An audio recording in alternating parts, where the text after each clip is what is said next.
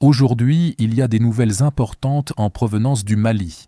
Ici, les forces russes ne se contentent plus de battre en retraite face à l'avancée des unités rebelles au sol, mais elles sont également repoussées depuis les airs. Malgré le déploiement par la Russie d'instructeurs expérimentés pour protéger le gouvernement de la junte, ils ont été contraints de se retirer après avoir perdu la guerre aérienne, essentiellement face à des milices tribales qui viennent à peine de commencer à utiliser des drones. Des images récentes du champ de bataille montrent des équipes de drones FPV d'Azawad frappant des bases russes, transformant ce qui aurait dû être des zones arrière sécurisées en zones de danger permanent. Les drones kamikazes à bas coût frappent avec précision, malgré les tentatives des camions et véhicules blindés d'échapper à leurs attaques.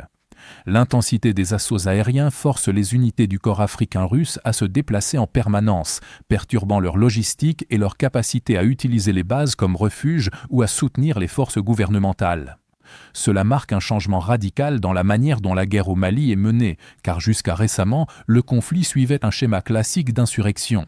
Les séparatistes touaregs et d'autres groupes rebelles comptaient sur des engins explosifs improvisés, des embuscades et des attaques éclairs. Leur principal objectif était de cibler les routes d'approvisionnement en minant les pistes du désert, en attaquant les convois avec des voitures piégées et en bloquant les principaux corridors logistiques. Cela a forcé les unités maliennes et russes à adopter une posture défensive, les cantonnant à la protection des convois et à la sécurité des bases plutôt qu'à des opérations offensives de contre-insurrection. Avec le temps, cette stratégie d'usure a épuisé les ressources et réduit de façon extrême le contrôle du gouvernement, permettant aux rebelles d'accroître leur présence, même si cela n'a que rarement abouti à des percées décisives sur le champ de bataille. Comme cela devient de plus en plus courant depuis la guerre en Ukraine, les militants de l'Azawad ont commencé à expérimenter les drones FPV, ce qui a ajouté une dimension totalement nouvelle à leur tactique. Au départ, leurs efforts se limitaient à un petit nombre de drones commerciaux avec des modifications basiques, car le manque d'expérience des opérateurs faisait que les premières frappes étaient sporadiques et n'avaient qu'un impact limité. Mais au fil des mois, ils se sont adaptés rapidement. Les unités de drones de l'Azawad ont perfectionné l'assemblage et le pilotage de leurs appareils, intégré des ogives plus efficaces et commencé à coordonner les frappes de drones avec les opérations au sol pour un impact accru.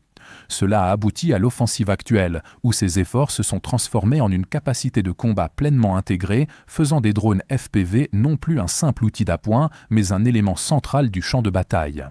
Contrairement aux engins explosifs improvisés, qui reposent sur le passage de l'ennemi dans un piège, les drones poursuivent activement leur cible en temps réel, éliminant les zones sûres et étendant leur portée bien au-delà des tactiques d'embuscade traditionnelles. Cette transformation a fait du champ de bataille un environnement à menaces multiples, où les unités russes et de la junte subissent non seulement la pression des forces terrestres en progression, mais sont aussi constamment surveillées et attaquées depuis les airs. Cela s'est traduit par une augmentation des pertes, une perturbation du commandement et du contrôle, ainsi qu'un impact psychologique croissant sur les troupes, contraintes d'opérer sous une menace invisible et constante.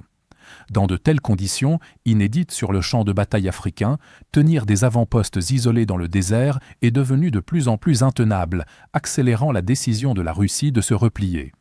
L'absence apparente de contre-mesures russes rend cette évolution d'autant plus significative, car malgré la présence d'instructeurs du corps africain russe, dont beaucoup ont une expérience du combat en Ukraine, il existe peu de preuves de la mise en œuvre de contre-mesures de guerre électronique efficaces ou de l'utilisation de leurs propres drones FPV. Les images FPV diffusées par les militants sont révélatrices. Les drones frappent librement à l'intérieur des positions russes, sans brouillage, interception ou défense en profondeur visible.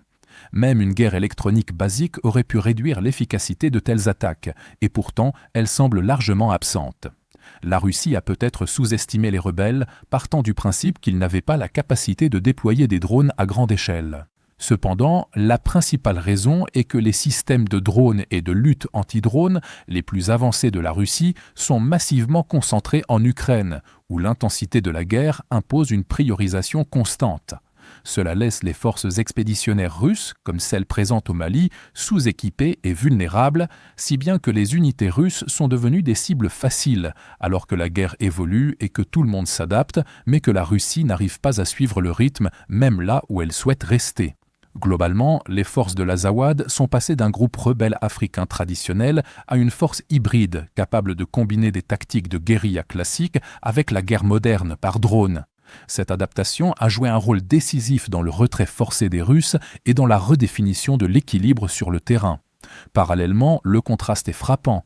Même si la Russie possède le savoir-faire et l'expérience en matière de guerre par drone, sans les systèmes à déployer au Mali, cette expertise n'a offert que peu de protection. Et à mesure que cette transformation se poursuit, des indices de plus en plus nombreux laissent penser qu'un savoir-faire extérieur aurait pu jouer un rôle dans l'évolution des tactiques des rebelles maliens. Si vous souhaitez découvrir d'autres développements importants d'aujourd'hui que nous n'avons pas pu aborder dans cette vidéo, n'hésitez pas à consulter notre carte interactive de l'actualité. Le lien vers notre carte interactive se trouve dans la description ci-dessous. Merci d'avoir regardé cette mise à jour, et un merci tout particulier à tous ceux qui suivent déjà notre carte interactive.